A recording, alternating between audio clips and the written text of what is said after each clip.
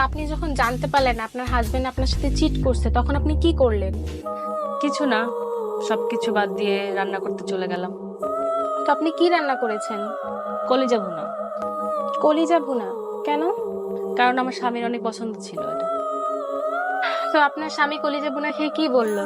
সে তো খেতেই পারলো না। কেন খেতে পারলো না? কারণ ওরই তো কলিজা ভুনা করেছি, বেচারা খাইতেও পারলো না। তো আপনি কেন করলেন এরকম? তো আপনি যখন জানতে পারলেন আপনার হাজবেন্ড আপনার সাথে চিট করছে তখন আপনি কি করলেন? কিছু না, সবকিছু বাদ দিয়ে রান্না করতে চলে গেলাম। তো আপনি কি রান্না করেছেন? কলিজা ভুনা। কলিজা ভুনা? কেন? কারণ আমার স্বামীর অনেক পছন্দ ছিল এটা। তো আপনার স্বামী কলিজা ভুনা খেয়ে কি বললো? সে তো খেতেই পারলো না। কেন খেতে পারলো না? কারণ